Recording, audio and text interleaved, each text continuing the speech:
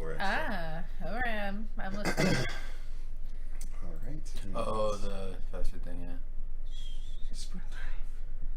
Do I stay on to torch you or not? How dare you? I dare.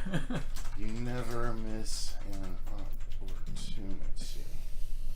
Funny idea for it. Ah, all right. I'm listening. Oh, the faster thing, yeah. All right. I think we're live. Let me.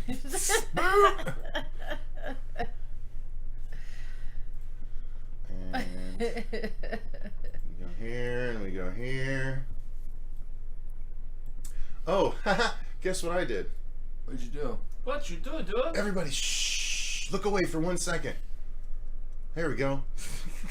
What a dick. Oh, wow, it's like magic. Isn't that cool? Boom. That's Scott. so He's cool. a dick.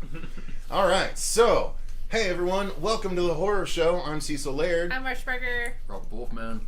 I mean, Fuego. What? Oh, he's my all God, depressed. He's all depressed because of the You sun. can't be depressed if you have to be on mic. son. I know. Fuego. God. Eeyore over there, yeah. Don't mind No, me, man. the sun. Sew your vagina up. The sun will still rise tomorrow, but not for my team. It will rise again in 6 Sun will months. rise in my 6 months, asshole. Marcia just keeps reminding him. 6 months. And don't worry, Tom Brady will be back before you know it. The sun God. never He's starts. coming back for one more. Tom Brady is never gonna. He's gonna. I'm glad someone picked up on that. Yeah, well, CP3, his son may be saying. Anyway. Let's say hello to the people in the chat. We got Eddie D up in this biz. We got Spook Dev. We got Joshua Sarantine in the chat. And Movie Mike. What's going on, everyone? Good to see y'all. Yeah. If anyone else wants a hello, say hello in the chat. We got a few more people than that watching. Sorry, I got the little the hiccupies going here. Wow. Wow. Way to be Just wait. I'm gonna hold my breath. No, I'm just kidding. I love that you guys are so pro that you're just like, I guess we just wait. Fuck. No, sometimes the tasteful silence. You're the silence.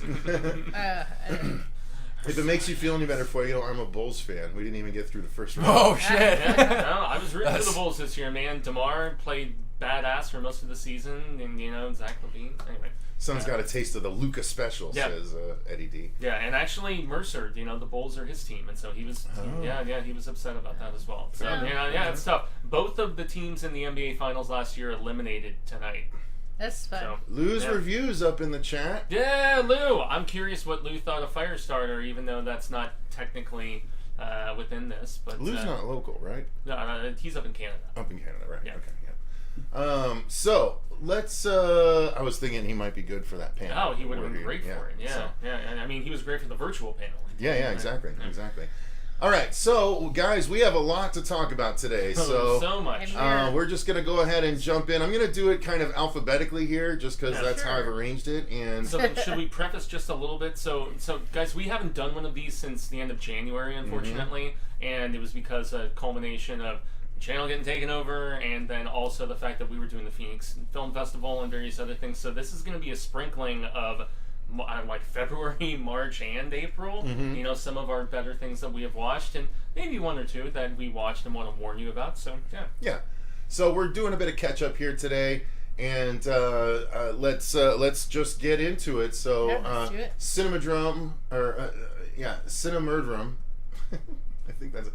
Cinemerdrum video says. What's crack-a-lackin'? What's going on? ¿Qué onda? My back this morning. So, Firestarter equals disappointing. Yeah. Lou, we felt the same way. That's what we said in our Firestarter review. Which, did you take a look at the zhuzh that I added to it? Oh, dude, just the moving of the flames in the background. I thought was really dope. Well, our boxes were on fire. That's what I was going for. Yeah. It was the top of each of our little separate areas, and also her in the background. Just to keep it very, very brief, watch our proper review, but this is one that, with the fact that I really enjoyed the vigil and the fact that there was a lot of talent involved with John Carpenter doing the score, just so I don't and with the confuse cast people and when I'm talking everything, about that I let myself get just a little too excited, kind of like I think I did with the 2019 version of Pet Sematary, where I liked that one more than this.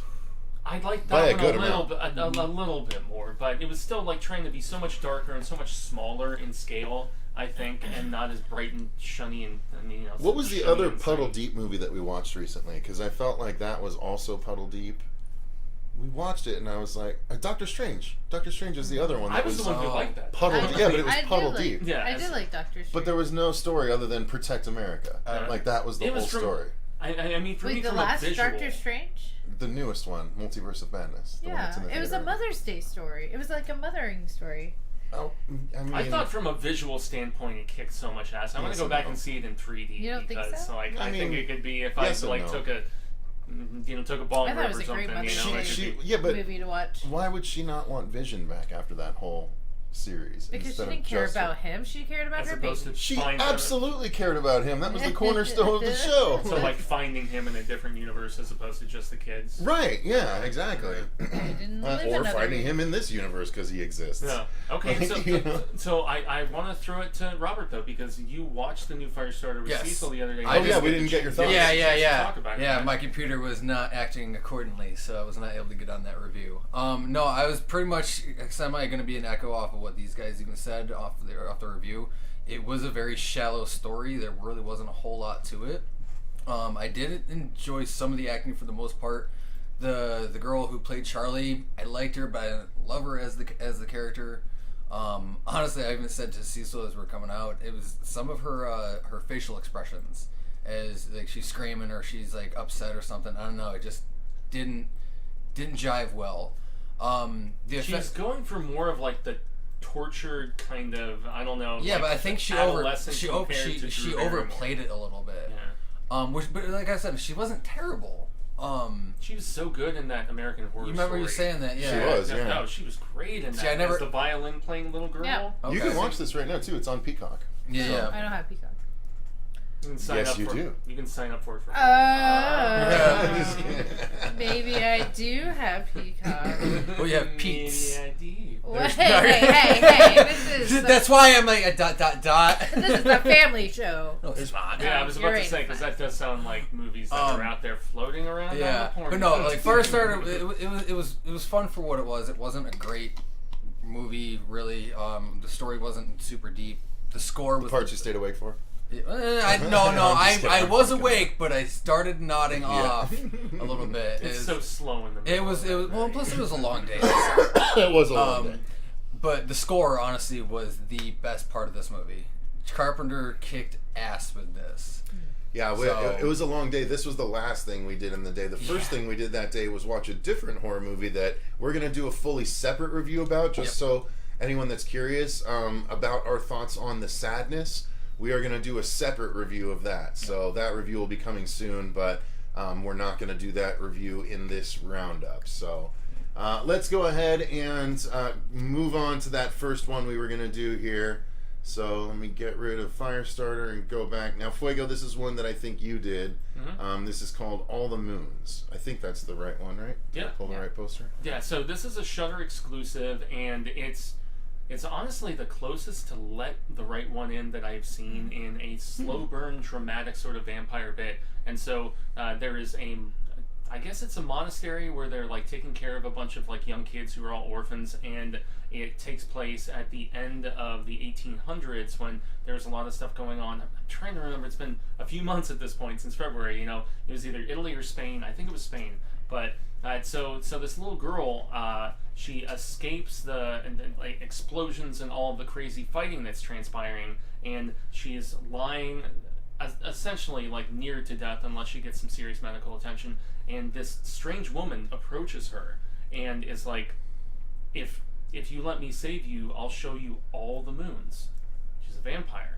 And so she turns this little girl into a vampire and then takes her, and they're living in this cave, and it just basically shows her after she finally decides to try to leave the cave and live in these like shaded areas, and this other guy and this other older man who doesn't have any children helps her out, and it's well acted. It's not super horror as far as like if you're expecting gore or anything, but we didn't really see a lot of that in the Swedish movie Let the Right One In either. But it has that same vibe in the fact that, you know, she has aged decades and yet she meets a younger boy who she makes a connection with, and nothing really becomes of it because she knows what she is, and she's there when like World War I is basically about to start. So it's a generational sort of thing, and all of the time that she spans, and she still has visions of the woman who turned her, who is, and I'm trying not to spoil a lot of stuff, but it was beautifully shot, wonderfully acted, and especially from this young girl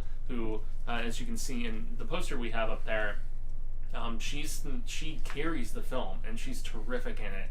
And so it's another one from Shudder where they are just like, just picking and choosing really unique and interesting sorts of things. And All the Moons was awesome. It's not your typical like, in your face horror, but it was very brooding and methodical and like very emotional, which I appreciated a lot. Sounds interesting. So, yeah, it's really good, especially from the period piece standpoint, and the fact that they spent money on it. It was very evident and obvious.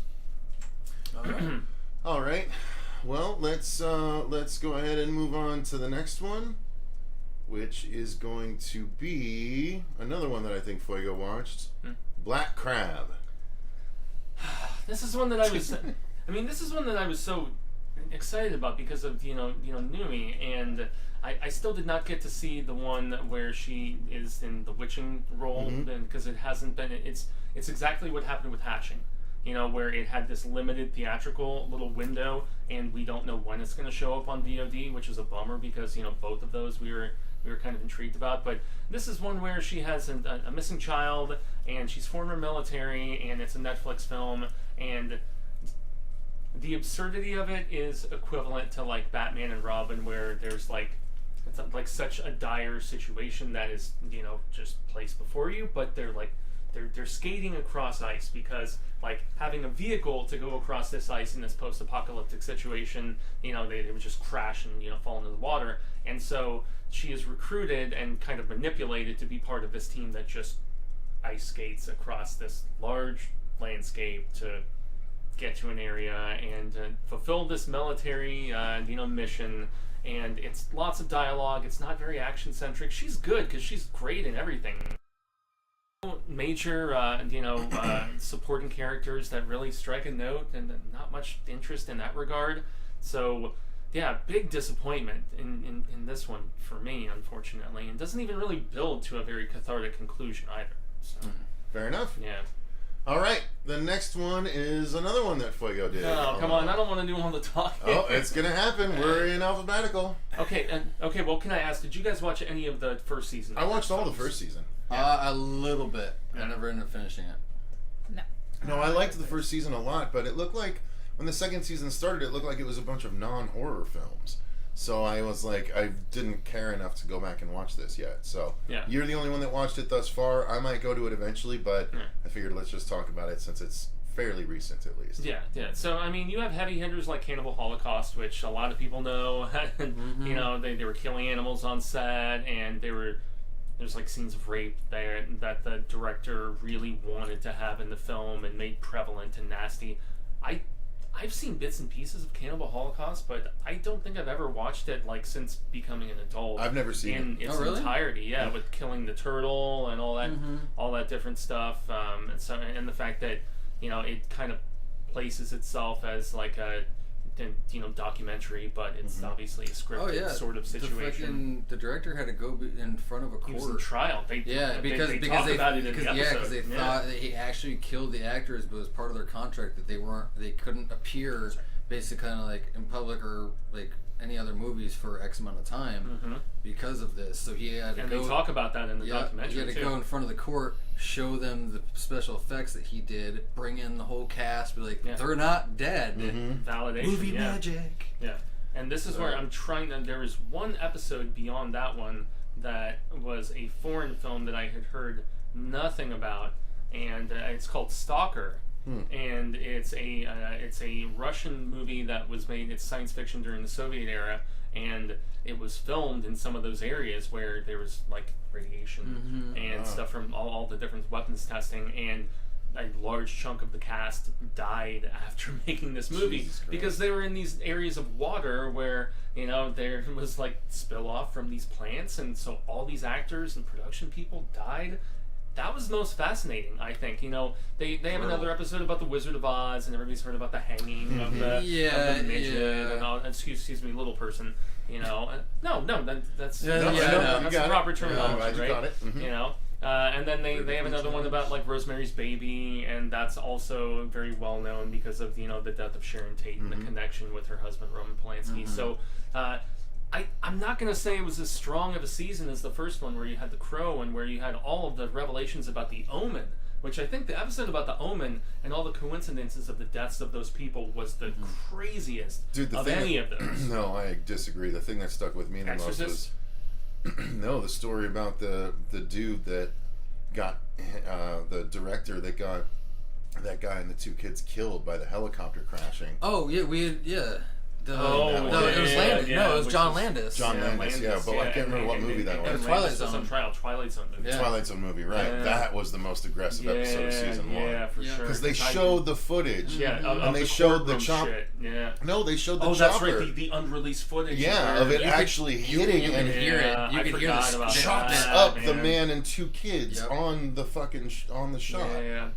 So there's nothing that hit as cathartically in this particular season. Okay, that's what I was wondering. Or even the Omen and just the I just realized what this was.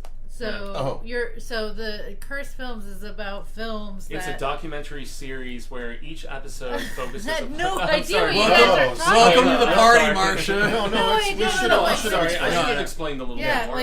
You're talking about the movie. What is it? So it's a Shudder series where each episode, which is only around like 30 to 40 minutes, they look at these like.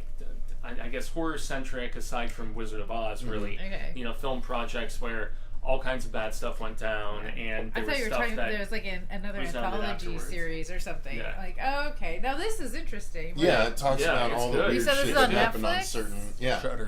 Shudder. And it's been renewed for a third season. So it's only like 6 episodes a season. So. Then I should watch it. Yeah, so it's a brief watch. I mean, this is like definitely folding laundry where you don't even have to watch; you're just listening. Kind of thing. All right, that makes sense. Yeah, for sure. Into it. I'm following. All right, well, I'll give it a try. Basically, an audiobook. Give it a try. Yeah. I've actually, I think I watched listened to an episode or two where I was driving around. So.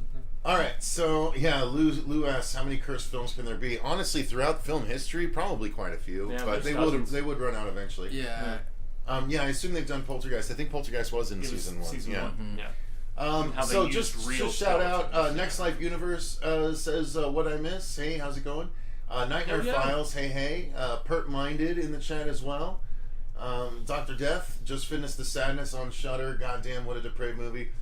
Yeah, it's funny that everyone says it's so depraved, but have you read Fuego and I are like, oh, that's just Taiwanese The Crossed. Yeah. So have you read Garth Ennis The Crossed? Or just Crossed. You're right. It is just Crossed. Yeah. It's the craziest gone Taiwanese. We'll talk about it, and I'll pull out the Crossed comics that I have in order to show. Just for point of reference. Yeah. I know he only wrote the first volume, but there were so many afterwards. He just, handed it off. Anyway. All right. So let's move on from there. The next one is Deep Water. Is that Fuego too? Yep. Unfortunately, it is. Yeah, this is one of the next one. I watched this one. Yeah. So we can talk about this. Yeah, so, this is the Ben Affleck one, right? It's the sex thriller. Yeah, I was weirdness. I'm so mad that there was nothing really devious about this whole thing. There really wasn't. It was just jealousy. And then, I was expecting, I guess we're kind of veering into spoileriness, but I was hoping for, full-on serial killer sort of stuff, and we don't get that. Yeah, I was thinking, it was a coup or something between him and her, but... I was kind of hoping it was, to be honest. It was a slow burn, but it was still really well done, though. Did you ever see Gone Girl? Yeah. Okay, so it had vibes of Gone Girl. A little bit, but... Basically, more so not really, because there's no more so from Ben Affleck. Yeah. And the way he approached the role. Yeah, but it was very interesting, and you really don't know what direction it's going to go, and then it ends, and you're like, all right. Yeah. And it's funny because you see a scene in the trailer that is the end of the movie, which is written because we reacted to trailers from this movie. No. It's a director who did Fatal Attraction and these erotic thrillers and whatnot. I didn't even think it really brought the erotic aspect very much either, to be fair. It was weird in that regret. It was more so than anything just about obsession and aggravation, and as somebody who was in a situation, and this is me getting a little candid, kind of like Ben Affleck in this movie, where I knew that my partner was doing stuff and there was even an acknowledgement of said things happening, and like, I still don't want us not to be together, hang around. Us is more important than dalliances on the side, and that's what the movie turns into. No, they have a term for that now. Do they? It's called cuck. Oh, really? Well, it's a tough position to be in, man. Well, apparently no. Apparently the definition of that is basically like you allow and watch your significant other. If everybody railed. is on the same page in those situations, if you're fine with that, that's fine. I'm a jealous man. I'm a jealous man. I don't share like that. That's what I was saying, though. As somebody who's very selfish with my partners and doesn't want, that sort of, multi-whateverness. I could kind of relate to, Affleck's character to a degree, but then I'm like, be careful what you say, because I know, but that's this where is going on the internet. So if something were to happen, hey, and this is gonna be on there. With one particular psychotic from a Halloween night. Anyway, no. It is a well-made movie, and I thought the performances were good. I felt like there were like some scripting, just problems with this, and it didn't really get as thrilling and like almost like stakes worthy. Like there's like high stakes in this. It didn't get to that point for me, which is one of my biggest. It was missing that key element of like you feel like you're missing something and you're waiting for something to be revealed, and you're like, oh, no, it is what it is. Yeah, so. Affleck had good chemistry with his daughter, which I enjoyed. Ana de Armas in a villainous role is solid, because she was so wormy in the Knives Out, as the nurse. So seeing her get like knock with what's his face, I thought her going back into that sort of role was good, but. Yeah, it's not something that I would necessarily recommend. I think it's on Hulu. Hulu or Prime. It is on Hulu. I mean, it's good background noise, like if you're doing laundry or something. There you go. All right, next one is on Marcia. All right. DMZ. Which I wanted to watch and didn't get around to. You read the comic book? No, I did not. But I know it started as a comic book. Yeah, it was a good show, but it was not horror at all. Like, it was no sort of like. It's just a post-war, post-war apocalypse, I guess, where like this little sliver of New York is just in a demilitarized zone, and you have pockets of gangs, and they're trying to rise up, and they think they're going to build up this whole new country, and everybody's trying to pick sides, and she is just trying to find her son. She got separated from her son. And has been spent like the last 7 years trying to get back to him. She was hoping that he wasn't still in New York, but was. So she got back in, and all kinds of craziness happens. But it wasn't horror at all. It was more political drama-ish and a little just kind of like absurd at some points. But it was still kind of fun to watch. Is it violent, really, or not so much? There's a lot of death, and I mean there are some pretty like aggressive with like shooting, killing. It's aggressive, but it's not overwhelming. I mean, I watched it with the boys in the room, so it wasn't too horrible. Okay. I mean, don't gauge that by me, because they watched Texas Chainsaw Massacre. It is a DC property, so yeah. Well, but it wasn't. It was a Vertigo, I think. That's the adult. Yeah, so it was. It was good, but if you're looking for like a horror series, this is not one.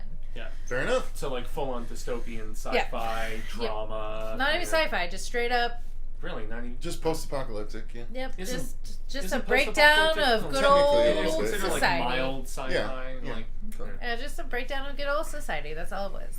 No society. So Marcia is going to continue, and I'm going to help a little bit with this. We're going to talk about the first season of From. Yeah. Oh, it's so good. We need to try and sign up for that thing before you go. But I still keep paying for it. I haven't even freaking watched it yet, man. What's wrong with you? Well, I watched the first 3 episodes, and Marcia has seen the whole first season of From. It got renewed for a second season. And I really enjoyed the first 3 episodes. So I watched the first 3 episodes on Prime, and then it's like, to watch the other episodes, you got to go here. So I got to go watch the rest of them. So I loved the first 3. Yeah. Marcia, how was the whole thing? I loved it. It's so cool because it's like a better version of Lost, in my opinion. That's fair. Because you definitely have that, like, nobody really knows what's going on. Everybody kind of got like the supernatural and like pushed into this town. They can't leave the town. It definitely has a vampire aspect to it, but they don't call them vampires. There's creatures that come to the town only at night, and the only way they're able to ward them off is that they had run into some what is it? It's not runes. They're like little amulets. That they can hang up onto their house, and as long as it's hanging, they can't come into the building unless they're invited. Kind of invited, yeah. They have to be invited in. Right. But if the thing falls down, then they can all come in. Mm-hmm. So it's really interesting. The rules kind of change. They realize different aspects, like things are given to them and they don't know how. Like there's always peaches and they don't even know how they're getting these supplies. They're just there. Electricity, they find out, is kind of weird, that it's not actually electricity, and the fact that we perceive electricity should be given to us. So there's obviously some supernatural thing that's going on in this town, and nobody can quite figure out what it is. But the deaths are really gruesome, and especially the aftermath too. There's a lot of really great gore effects. Yeah, really. Like the first 10 minutes of the first episode really sets a standard where you're like, fuck, oh my god, that's really harsh. Yeah. So the void that this filled for me so far, and I can't wait to watch the rest of it, is it's the most interesting new TV property in the horror genre since Midnight Mass. To me. I think so. Like it's that's a bold proclamation. Well, but it's because it's a cut off town. Right? Mm-hmm. It's a town where anyone that enters cannot leave the town. Right. Like the town won't let them leave. And every night, creatures attack. Yep. So it's not terribly dissimilar. And it's an engrossing story from episode 1. So I really dig it, and I can't wait to watch the rest. So I definitely would recommend it, just only having watched the first 3 episodes. Yeah, and watching all the way through, it really pays off. You learn more That's what I'm excited about. Yeah, you learn more about the characters. You start to really get involved into what's going on, and it leaves you with wanting more. Like, I can't wait. I'm glad. Is there a cliffhanger, or does it resolve? Or is it a little both? It's a little bit of both. Like, okay. It's a little bit, but it's mostly a cliffhanger. I mean, it does feel Lost, a lot like Lost in that regard. Okay. Where there is a lot of buildup, and there's a lot of opportunity to do really cool things. But yeah, once you start getting into the woods, a lot more cool, interesting things happens. Like, yeah, the we woods haven't even gone into them at all yet. The woods are not as safe. They're less safe than the town is. So cool. It's different creatures, different avenues. It just you can go anywhere with it, which is so cool about it. So sweet.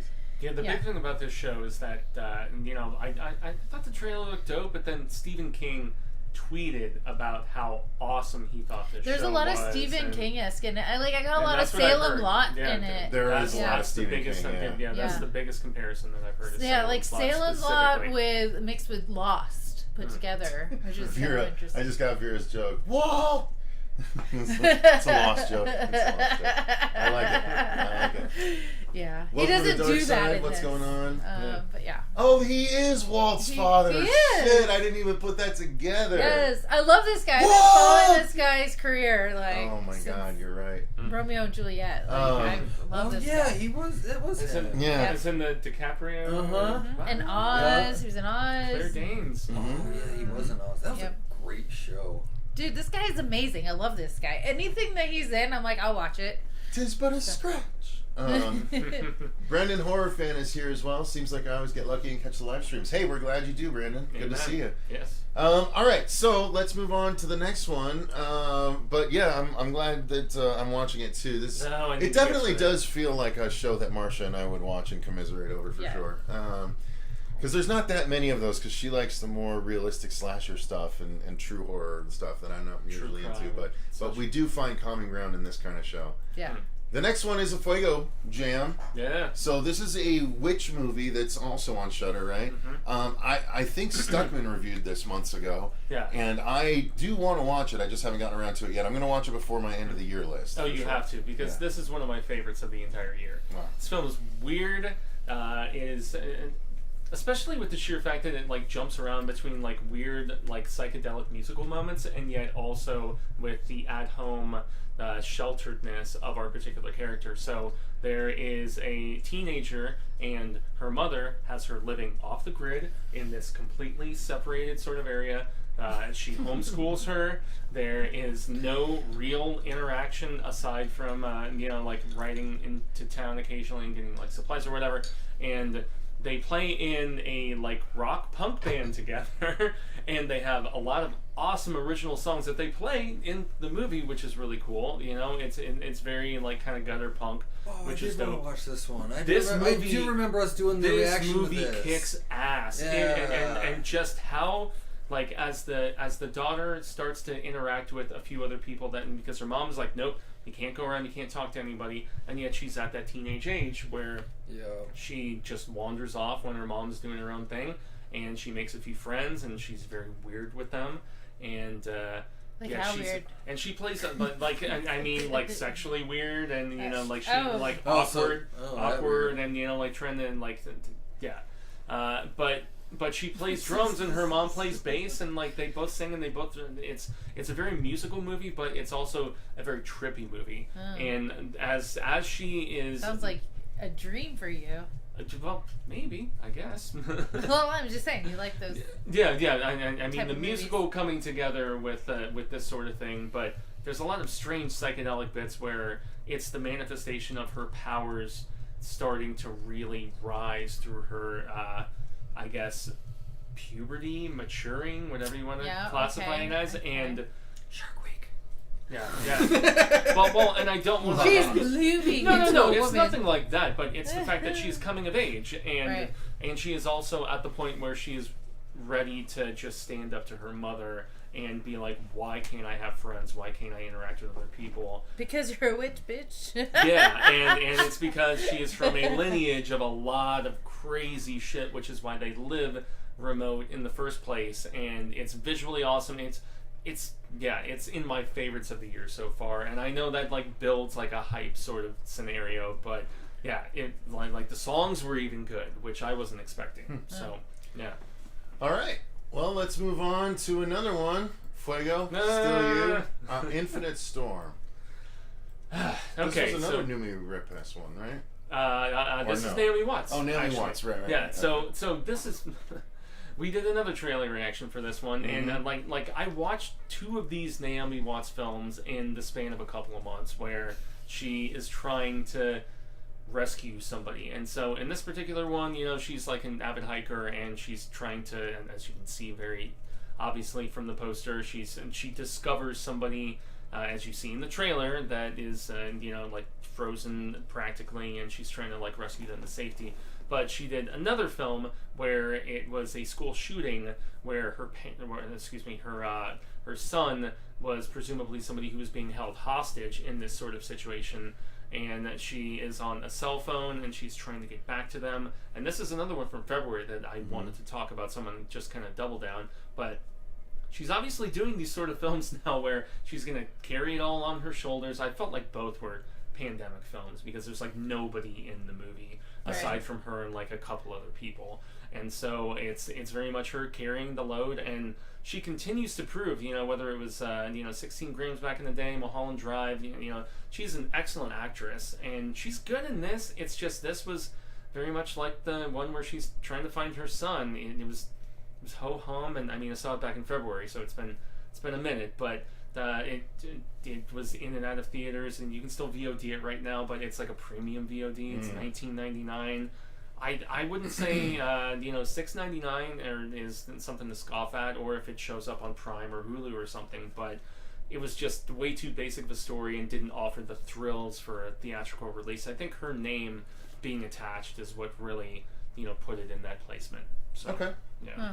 All right. Interesting. Yeah. Moving on to one She's that I good haven't in watched everything. yet, but I was interested in. This is a Steven Soderbergh movie, right? This one is quite good, actually. Kimi. Another, yeah. This is on HBO Max, if I'm not mistaken. Yep. So Catwoman, Zoe Kravitz. Mm-hmm. Yeah, playing a germaphobe. And I talked with CP about this movie when we finally did our first show business in forever, and how he thought this was a poor representation of, you know, that sort of person.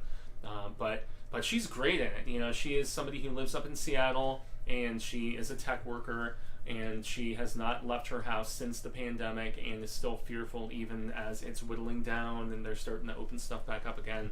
And so what she does is, it's almost like for a series sort of thing, where you speak into something and it's supposed to immediately know, oh, I want to listen to this, I want directions to this, whatever. Mm-hmm. And so it's a developmental competitor, and she is there trying to basically like help with the audio processing, I guess, of when people say things and the program doesn't understand what they're saying. And so she listens to hours of audio, and she's like, okay,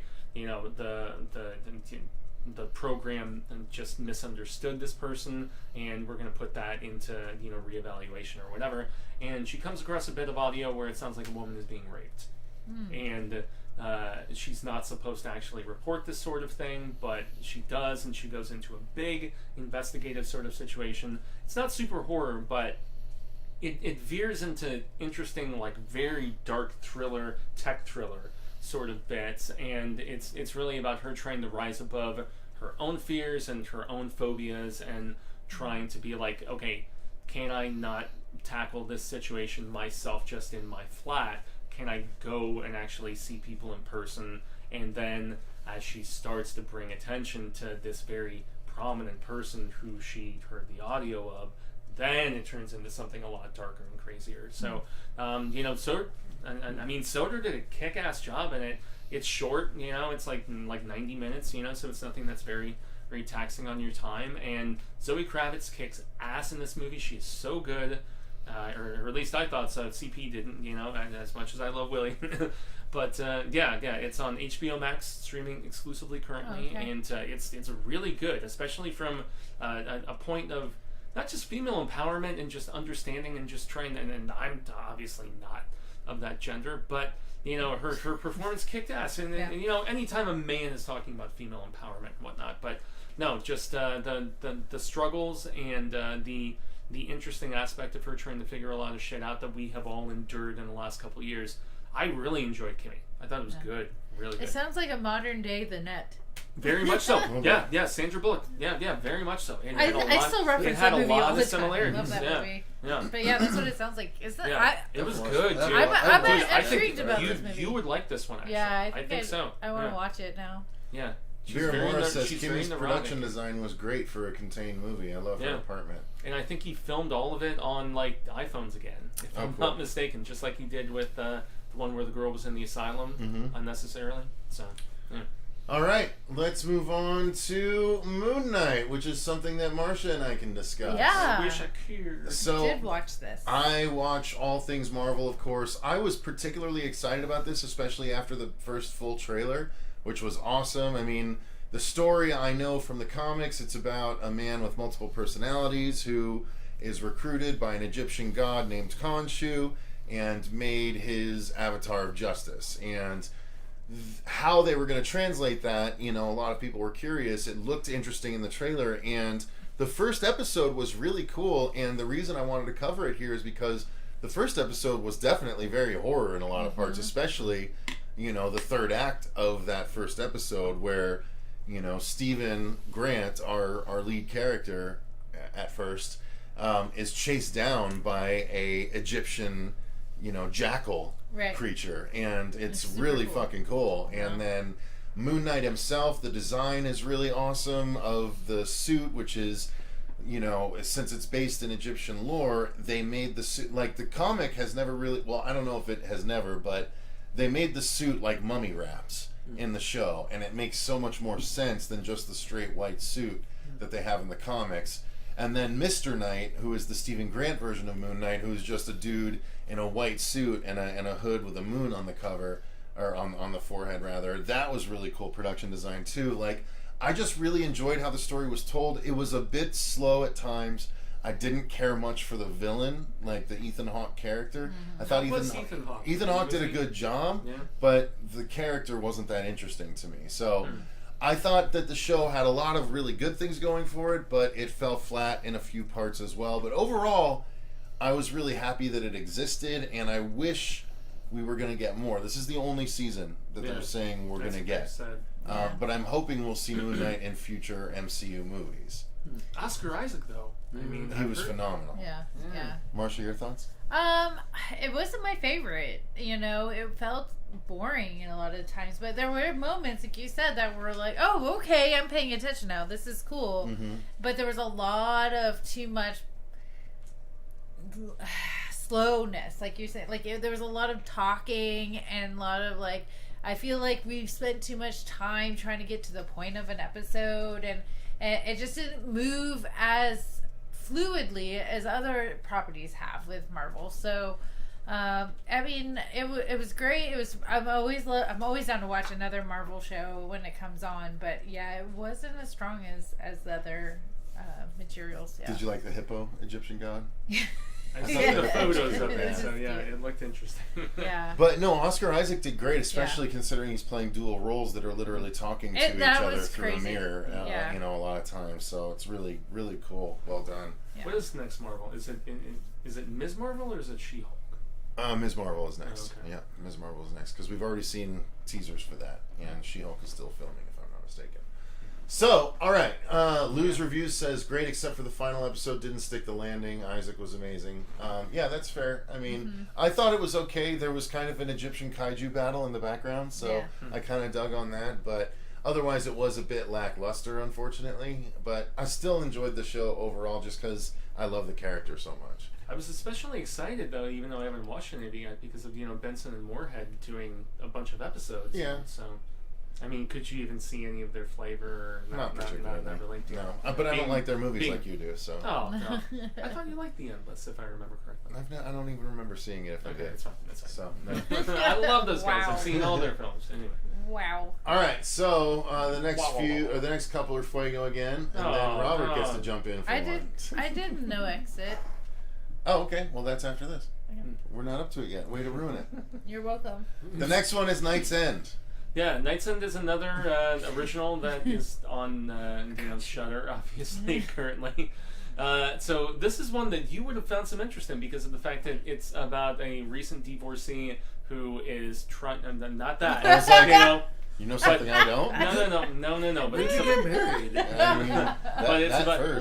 It's about a guy. I related so much to it because of the fact that it's about this dude who is, he's not with his particular woman anymore, but he's trying specifically to find some work in the YouTubes, and he's so he does one thing, and so he throws out a video, for instance, where he's divorced fathers, and then he's okay, new lawn owners, and how to, and he's just throwing any sort of video out there, and he eventually starts to find a little bit of attention after he realizes that there is a spiritual presence in his home, and he's filming something. Yeah, he's filming something, and he's talking on a video chat with his friend, and something is pushed off a shelf behind him, and his buddy's "Yo, the fuck was that?" And he's like, "Man, I didn't hear anything." And he's like, "Go back and watch our conversation," and he goes back and watches, and it turns into the fact that he thinks there may be a haunting in his home, and he essentially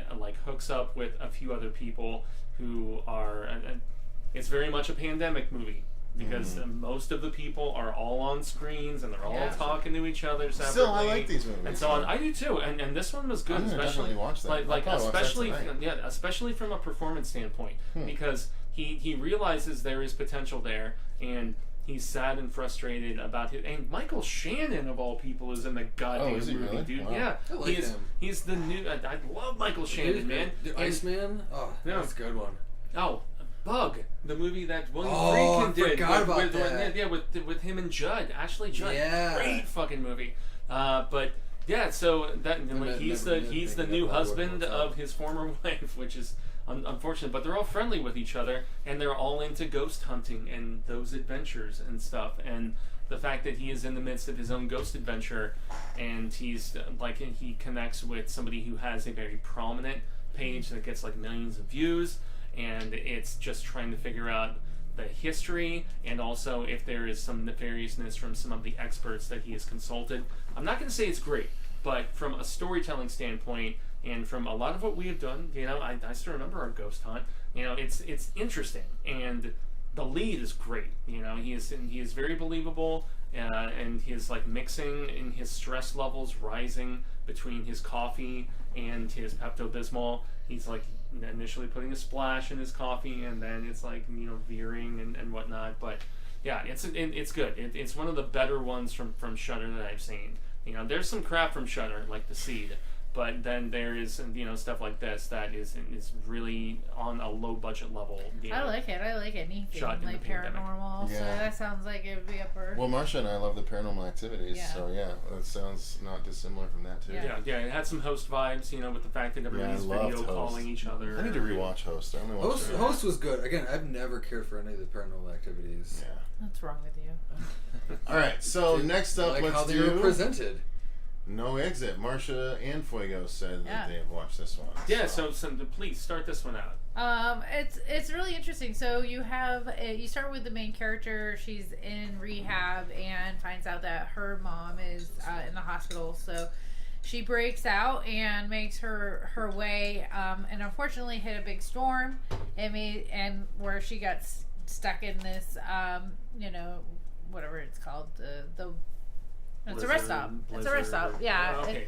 Yeah, and so then there's people there already, and she goes in, and she's trying to figure out how to get cell reception, and then she realizes that there is a kidnapped girl in one of the vehicles, and so you spend the rest of the movie trying to discover who owns the vehicle and how she's going to resolve this situation, and it takes some interesting turns, but it was pretty straightforward.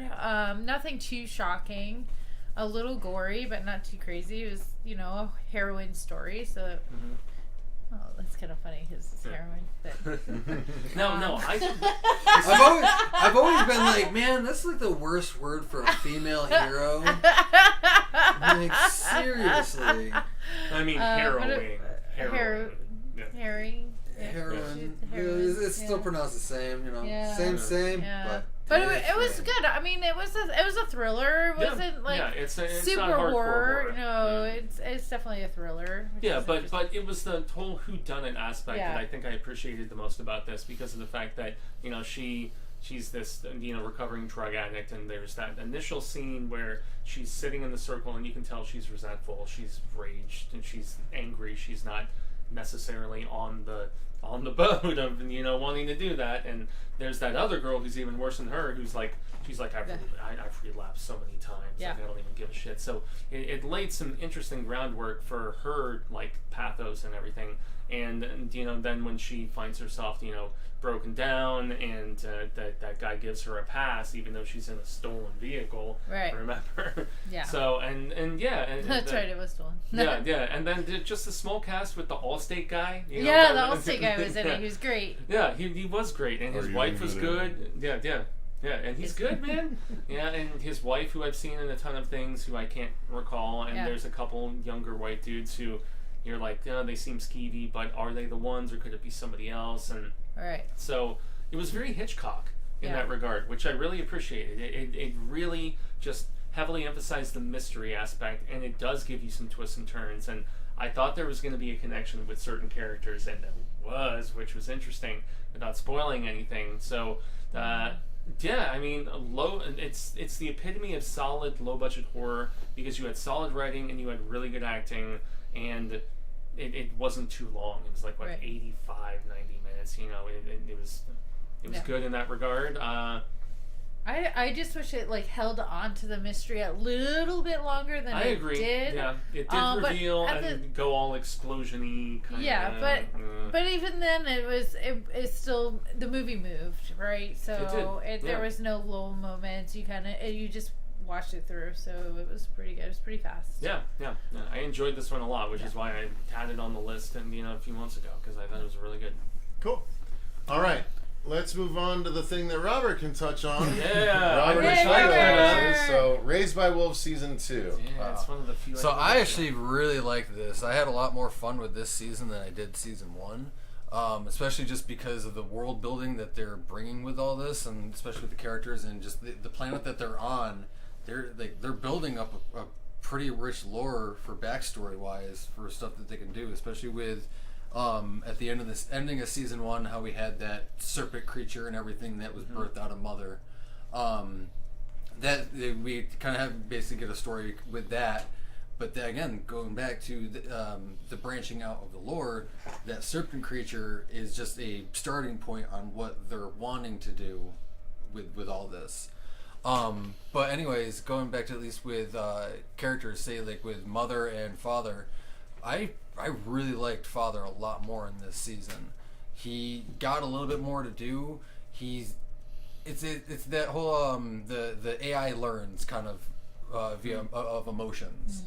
And whatnot. And at one point he starts gladiator fighting, gladiator fighting and shit for payments and stuff. But mother at the same time, she's still like that torn conscience where it's like she feels like she's doing right, but at the same time she's not sure if she is actually doing the right thing. 'Cause sometimes she fucks up while she's trying to protect people and just which causes... we saw in Season 1, obviously. Exactly.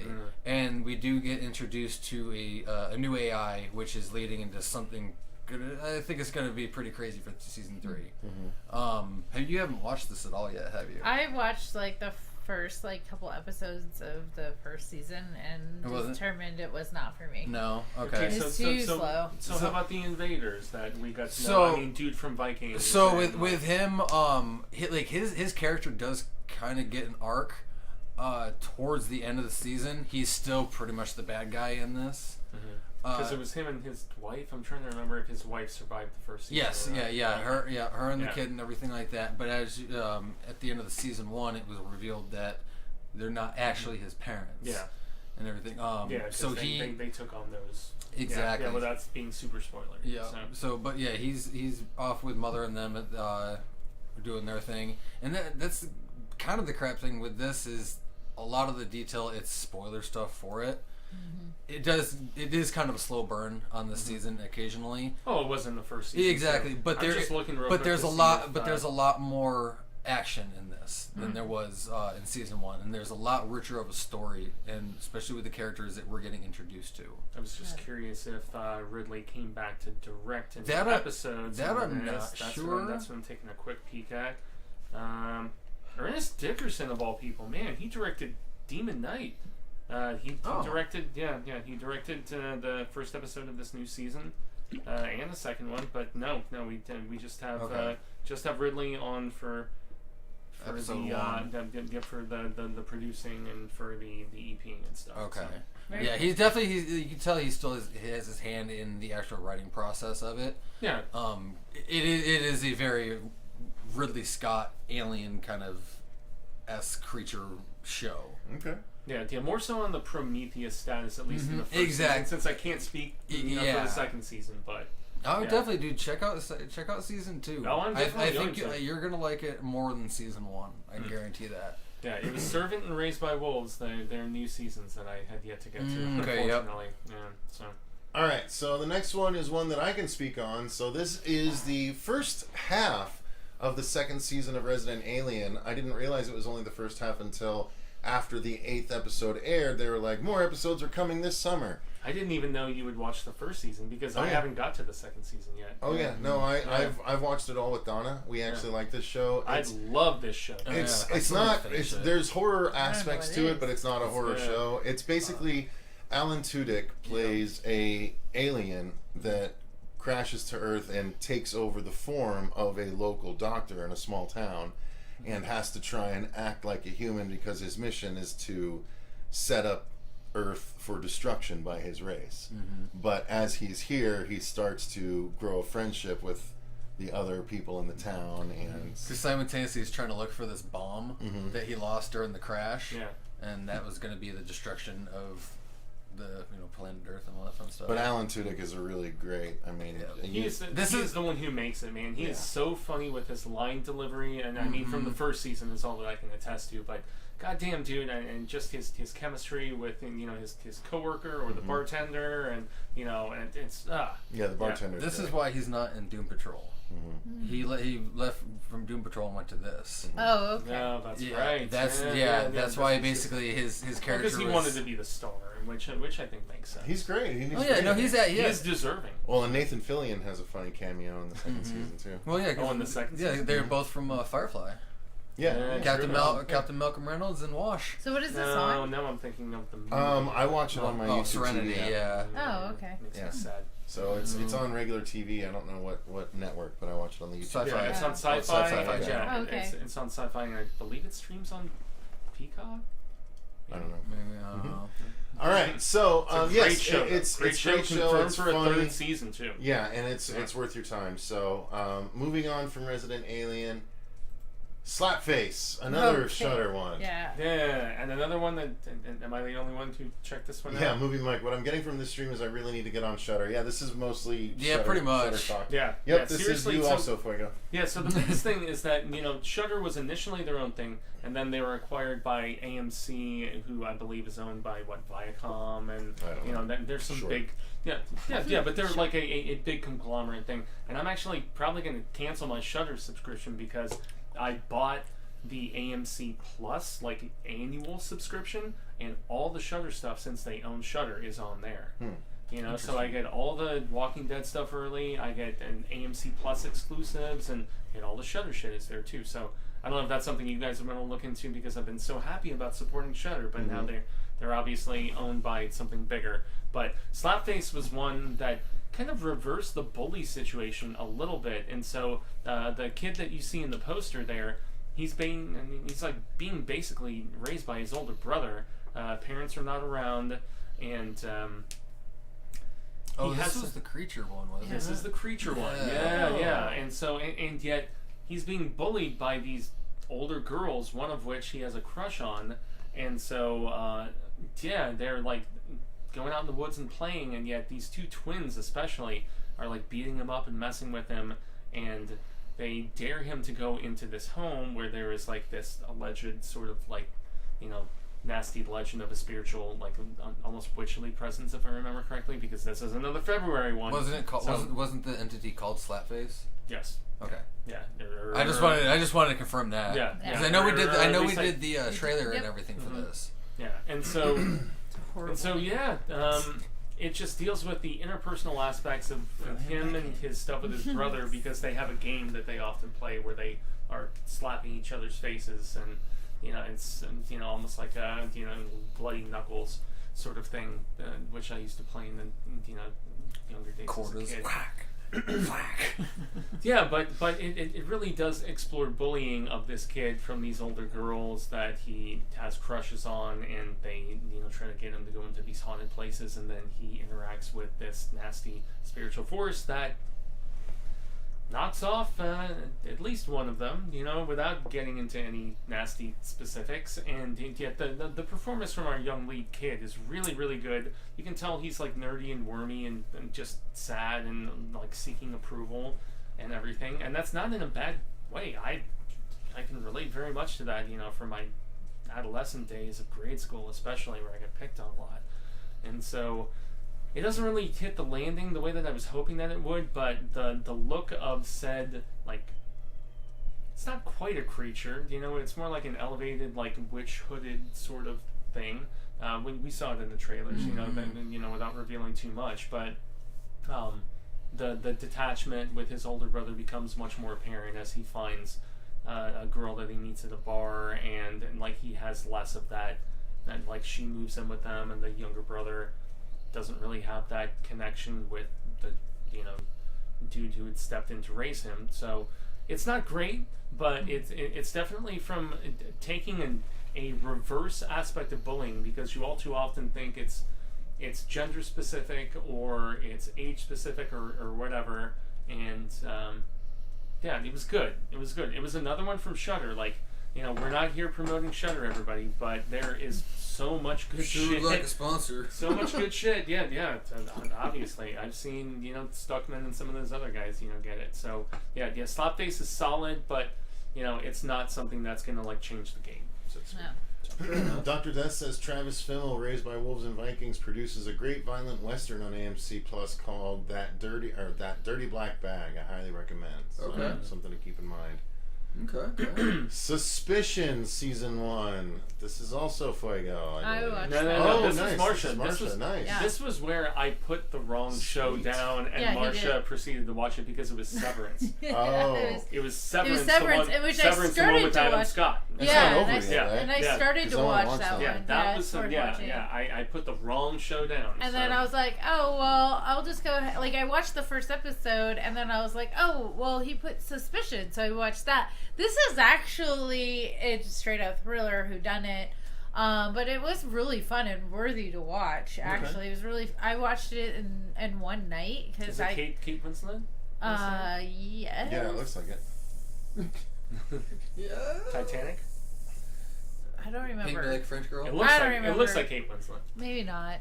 I don't know. Okay. I don't know. Doesn't Anyway, matter. Story is most important. It's got the girl from S.H.I.E.L.D., the scientist from S.H.I.E.L.D. Anybody watch Marvel S.H.I.E.L.D.? I did for a few years, She's in it, and then also, God, what was the other guy in? I can't remember now. Oh, he was in Scorpion, the lead from Scorpion. He's in it. So it's really, what happens was like this high-profile kid gets kidnapped in a hotel, like put into a suitcase, and it was released to the public and went viral. And so these group of people, it was like 5 people who were British people, but they were all in America at the same hotel on the night that it happened. All got brought in for questioning, and they're trying to figure out who was actually involved or who was not involved, and were they any of them involved, and you kind of follow their story, and you start out like with watching the video that went off or what happened, and then you follow these characters, and all seem to be legit humans that could not possibly be involved in anything, and then you start to be like, oh wait, there's all these different connections that you weren't expecting to have connections. And so it was really interesting. There are parts that are kind of brutal because one of the guys is an assassin, so yeah, that was a little much, but still it was a lot of fun. Thriller definitely kind of a high adrenaline and action-packed kind of thriller with a little bit of a mystery, with a really great spin at the end. You're like, oh, wasn't expecting that. So yeah, it's another one that I heard really good things about, but I got the 2 S names like switched around like an idiot. So Pretty solid with a lot of the materials that they're throwing out there. I really did enjoy this one. Severance, I did watch the first episode, so if we're gonna cover that, I want to. We'll cover that when it's done. Yeah. I just thought Lou was like Severance is fantastic. But yes, if you're into I love Adam Scott. whodunits, then definitely check that one out. It's a lot of fun. Dr. Death says, as a full-time single dad, child abduction stories scare me more than any horror. Yeah, I can understand. But it was a full-grown child. He was like 20. Fair enough.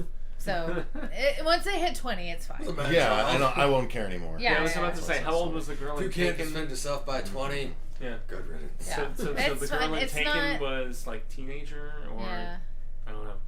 No, she was of age. All right, so the next one, barely 18. The next one is The Boys Diabolical. This was an animated show on Amazon Prime. I think I was the only one to watch this. I watched the first half of it. Okay, what did you think? Because it got too intense. I was watching with the kids at oh first. No, that's a bad idea. Why? Why? I was like, it's a cartoon. I know I'm sure the ones it's fine. you still showed. It's a cartoon. Holy fuck. Uma Thurman, that is correct. Thank you. That's right. I knew it wasn't the other one. Kate Winslet. Oh, it's Uma Thurman. Okay. Is it Uma Thurman? It is Uma Thurman. Fair I remember now because when I realized who it was, I was like, oh. Anyway. So yeah, what did you like about what you saw here, Marcia? It was really good. I thought it was fun. Yeah, very gory. a lot more intense than I imagined. But then, I mean, it's The Boys, so yeah, it's gonna be. It was cool. I liked it. What I really liked, so it's 8 episodes, and every single episode is a different animation style, and it's a lot of fun because the first episode is like, what if there was a R-rated Looney Tunes cartoon out there? So that was really fun. There was an anime style cartoon. There was like a bunch of different style cartoons that you've seen in other mediums, and other shows and stuff, and it's all just within the Boys universe. There is a Homelander origin story in one of them. Really? Yeah. So one of the stories tells like his first mission with the Seven and stuff like that, and kind of helps to show, because he really was a wholesome Superman type until his first mission, and then so the shit just goes downhill really quickly. So yeah, The Boys Diabolical. If you like The Boys, the live action show, or if you like adult cartoons, or if you just like straight gore, then I think this is worth a try in any of those cases, for sure. Yeah, by the 4th one, I was like, oh, I probably shouldn't be watching this, because it just got progressively worse. Yeah. I was like, oh. And B was like, what are you doing right now? And I'm like, I don't know. Okay, I'll change it. And I'm like, and then I didn't get back to it. Yeah, it's great. I mean, and each episode's only like 10 minutes, so it's 8. Yeah, it goes like so 8 fast. minute episodes. It's only an hour and a half. It's 8 10-minute episodes, so it's like an hour and a half long show if you watch them all. Yeah. Okay, and I know. I can't remember if Mother's Milk is referenced or not. I don't think so, though, if I recall correctly. They're still developing the college set spin-off, if I remember. Yes, which is the thing. But this was great. This was excellent, and I can't wait for them to do more. Hopefully they will continue the Diabolical series. All right, the next one is also, I think, this one is going to be just me, right? I don't think anyone else got around to the bubble yet. Yeah, this was an April release. Yeah, this is not horror at all, though, so I'm just going to touch on it real quick. This is just a Adam McKay comedy. Is this the one we did the trailer reaction for? Yes. Where they were filming the movie. Yeah, Judd Apatow and I think Adam McKay helped create this one too, but I could be wrong on that. But I know it's Judd Apatow. I think this is a Judd Apatow, right, Fuego? Am I not mistaken? I believe it was. Yeah. I mean, so it's anyway. If I'm wrong, I'm wrong. It's one of those big time comedy directors. And no, I think it's Apatow because it's the one with that like extensive cast of people that we did the reaction to. So it's about a group of actors trying to make like Cliff Beast 6 is what it's called. So during the pandemic, too. Right? It's a big budget action movie in the vein of like Jurassic Park, except the Cliff Beasts are just lizards that fly and attack on mountain ranges and stuff like that. And so the story is about Karen Gillan, who played Nebula in the Guardians of the Galaxy movies, as well as she's in that new movie Duel that I want to watch so bad, man, but I can't find it anywhere. The more referential one is she's in the new Jumanji movies. Yeah. Well, wasn't she in like a Wingard movie? Was it The Guest or was it? I don't know, but do you really think those are more known than the Jumanji movies? Horror. I know, but I'm just talking about where they might know Karen Gillan from. Sorry. So she plays an actress that has left the series. She did not do Cliff Beasts 5, but she has agreed to come back for Cliff Beast 6 because she left the series thinking she would get something bigger. So when she comes back, all the other actors fucking hate her because she left the series and she's now coming back after not having a successful career without the series. I'm always amused by movies about making movies. And then so there's green screen stuff.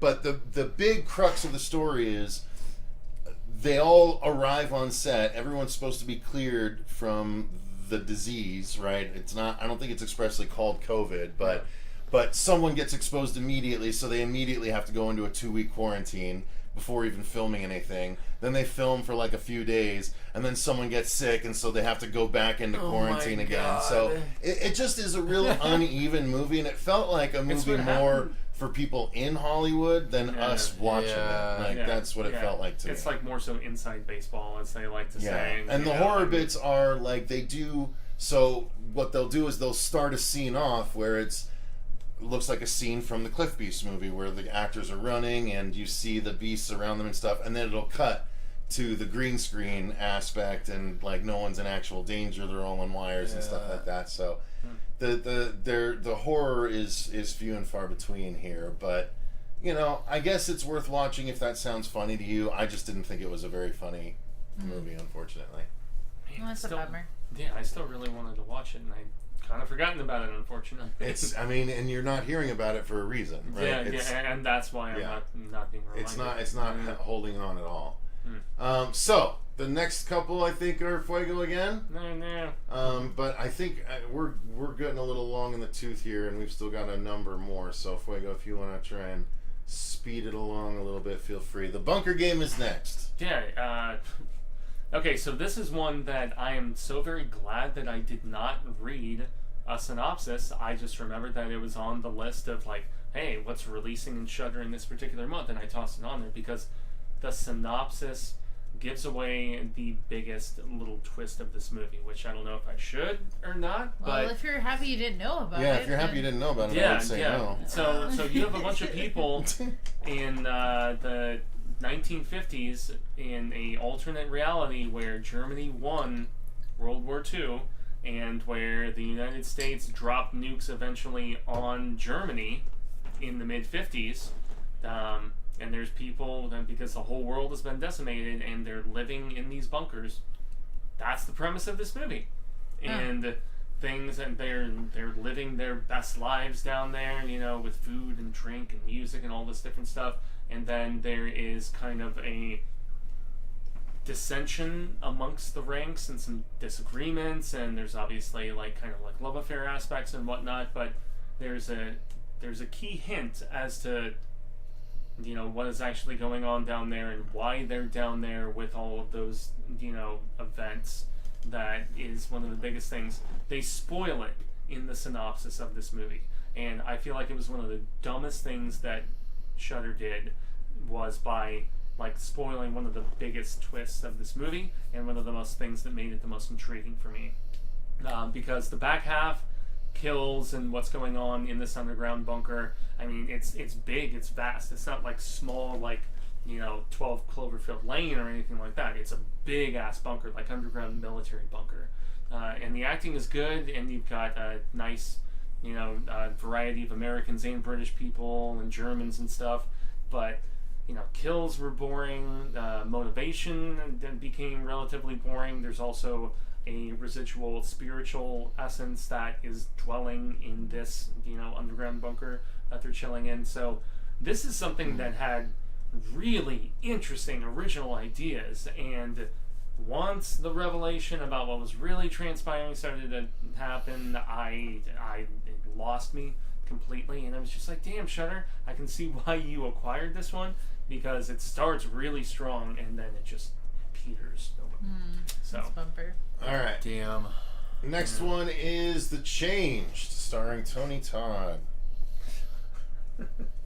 That good, huh? I almost should have told you to delete. I know. this I one. wish you would have. Yeah. Well, So I'll just hit it in 2 sentences. He drinks. I'm about to say that's It's Worst horror movie I've seen this entire year. Wow. Okay. Oh, wow. no, It's Redbox, yo. You know, and worse Redbox than the just other got one? sold. This is The other Tony Todd one, yeah. Yeah, exactly. like Hellblazers. Worse than that one. Oh yeah. This was unimaginably like low budget as like compared to anything that I'd seen, man. You know, and it just, he's in more of the film than I had anticipated, which I generally appreciate. But I mean, just rip off, you know, Body Snatchers and do it in the most low budget way, but also film it during the pandemic where you're only going to have 1 or 2 people in the scene, and where you're going to have just bad acting, like really amateurishly bad acting. I mean, on par with that Amityville trailer that we got so much shit for. It was in the one from the number of years ago. Yeah, it was that bad. It really was, and no gore, nothing interesting. I mean, yeah. All right, that's enough of that then. Yeah, that's about it. You guys can skip The Changed. The Scary of 61st. Okay, Scary of 61st was at least one that was trying its most desperate damnedest to, be like a 70s Euro sort of horror film with the sex and with the intrigue and everything like that. So, and also the fact that it went after Epstein, the guy who had the weird like sex islands and all that different shit. Yeah, it's what this movie is primarily about, and the fact that these girls move into a place where apparently was one of his former sex dens, and yet they very seemingly filmed like with actual film as opposed to digital, so you can see the graininess unless it was done in post, but it looked very grainy, like 60s, 70s. But the acting was not very good, and the fact that there is a residual spiritual presence that goes into one of the roommates, and she turns into this like weird sex addict that is like in front of a church, like diddling herself, without getting into any specifics, and just going absolutely nuts. It was very much going for shock value, but the acting was very amateurish. Really didn't do it for me. Like, Shudder is so, like, they acquire stuff that is often not like anything that I've seen before, but didn't really razzle the raspberries. Not at all. I mean, if I was looking for something relatively titillating with lots of sapphic shit, but not a lot of interesting storytelling, that's what's scary. I mean, when we have long review roundups like this, I almost feel like, what's the point of talking about bad ones, because it just, I don't know. Well, this one wasn't bad, but it definitely wasn't good, and so. But you did mention this one earlier. This one needs to be known. All right. Yeah. This one is very slickly put together. This is the seed. Sorry for the podcast. Yeah, and you said earlier that it was really bad.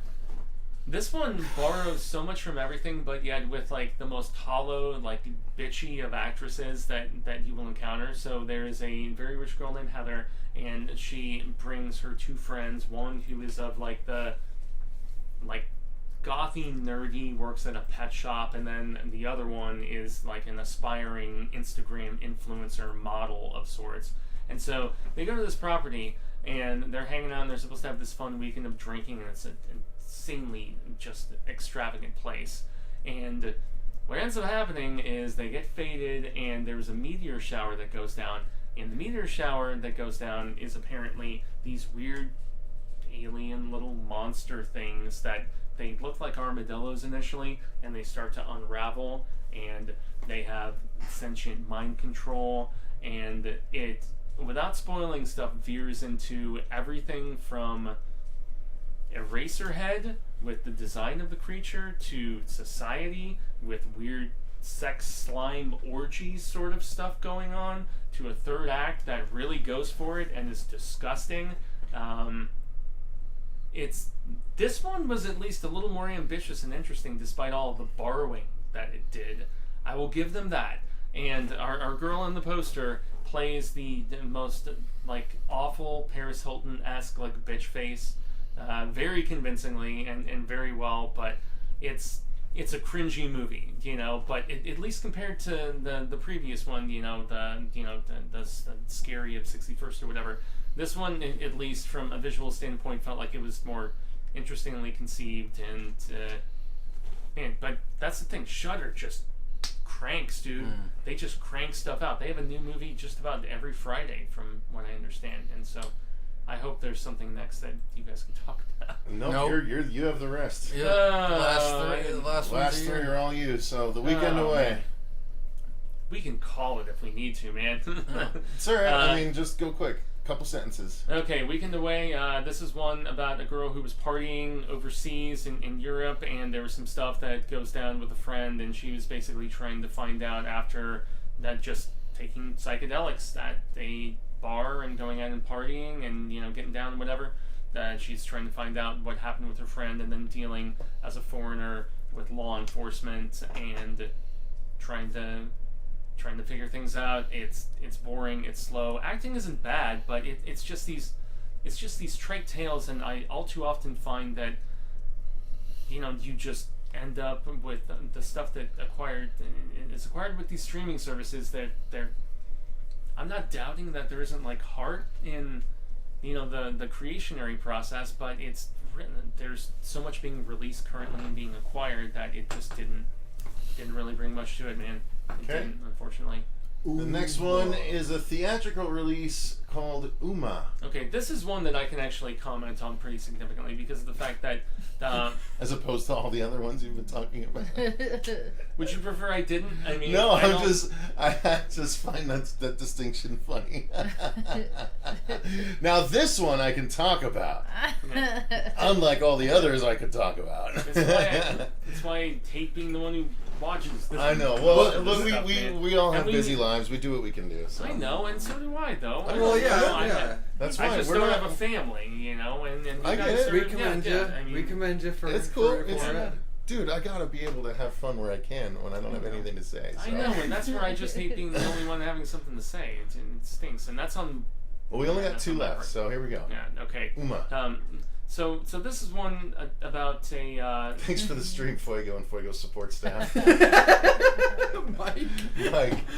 poking the bear. No, I'm not upset in the least, guys. Don't get me wrong. Like, I like that Fuego can inform you guys, and I understand that it's important to review the good with the bad. I do, but when we're an hour and a half, go for it. When we're an hour and a half into the stream, I'm just like, another Fuego's busting into my another bad one. No. I like my Phoenix Suns got their asses kicked tonight, and it's. Do it here. I'll cheers you, bro. No, it's just a tiny little bit. I would laugh so hard if you poured that in there and started drinking from the bottle. No, I have to drive. Here you go, 50, Robert. Here's your. Save this for later. I have to drive 50 miles back home. So, cheers, I get you. No, I mean, and I'm not rushing you out or anything. I'm just rushing this because. It's Buzz getting sore in the It's a lot of bad. We're hearing about a lot of bad. Yeah, you see, the thing about Umma, this was produced by Sam Raimi, you know, and one of the cool things that he's done lately is that he has like given his money, obviously, if he's a producer, you know, to these newer and like up and coming filmmakers and stuff like that. God, it's been a few months since I saw it, so I wish I remembered the country of origin because I know that is like the toughest thing with this area of Eastern Asia.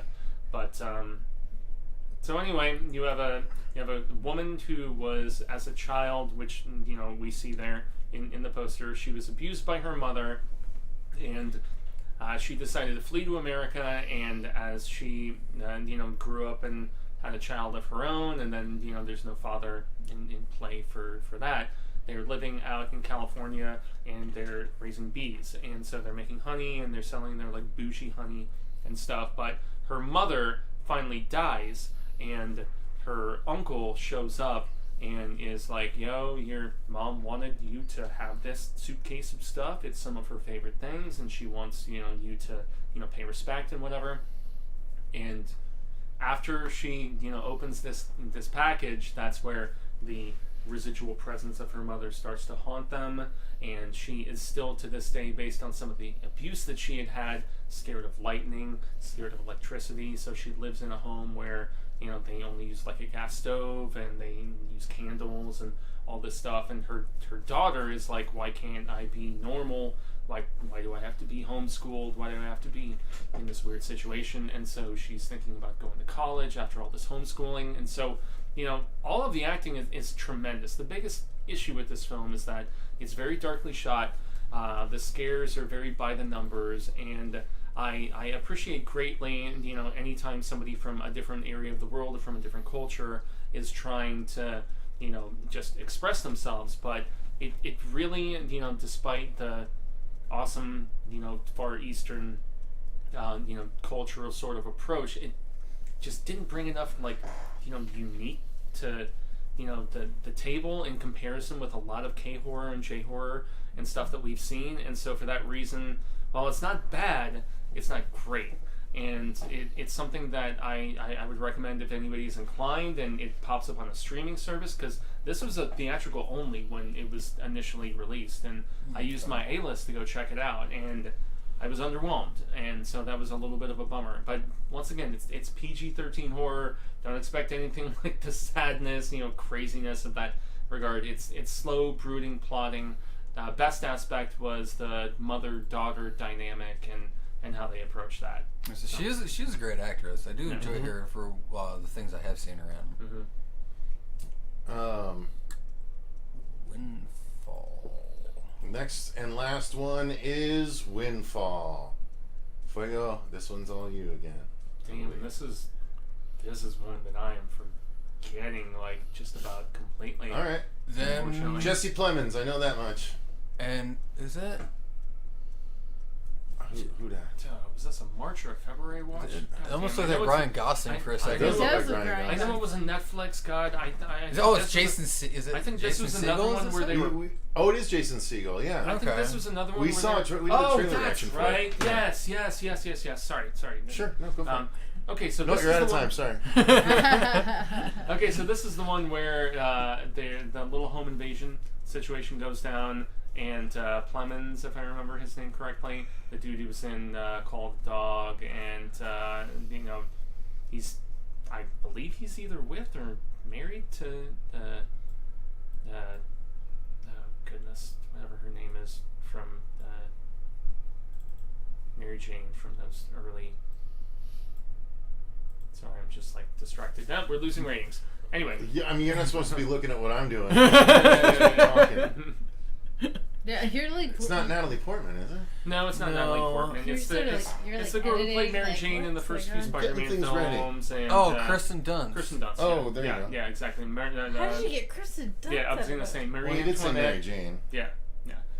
So bottom line, it's very much like a psychological, like thriller, like sort of comedy situation where this dude played by Jason Segel is so mad that he's basically in their home when this rich entrepreneur of like tech and stock trading and all this different stuff shows up with a wife that he's not really even getting along with particularly well at all. He's kind of begging for sex when they first show up, and Segel is like hiding in the home, and so it turns into almost like if you've seen The Ref. Mm-hmm. Yeah. It's Oh, like, yeah, I think we even mentioned we got that vibe in the trailer it reaction. Totally is that, just minus the kids and everything, and it's exposing, the issues between the two of them, trying to pay off this, and just home domineer, sort of invader, and yet it's a little simplistic, but as far as like Netflix stuff goes, if you're just looking for like a very brief little 80-90 minute watch and like with great acting and amusing dialogue and just a very basic premise and the aspect of discussion, I did enjoy it. I did, legit, based on the performance of the three of them and how everything changes, because the dynamic, especially with the female character, changes throughout the midst of just the captivity, dare I say, a Stockholm syndrome sort of thing. Cool. So All right, well, that's it, guys. That's going to do it for all of the reviews that we have. We'll come back at the end of this month, or maybe not at the end of this month, maybe early next month, and do our roundup for the rest of the stuff from April and then the stuff from May as well. because April we haven't really watched anything aside from Curse Phones and then A couple Bubble, of things, right? yeah, exactly. So we'll get around to that stuff soon enough. But thank you guys very much for watching. Thank you to everyone that contributed in the chat. Oh my God, what was that? Whoa. In the chat. Thank you guys so much for watching. Thank you to all of our patrons for supporting the channel the way that you do. We greatly appreciate it. Until next time, I've been Cecil Laird. I'm Marcia Parker. Wolfman. Crassy's, I mean, Fuego. And remember, Stay scared.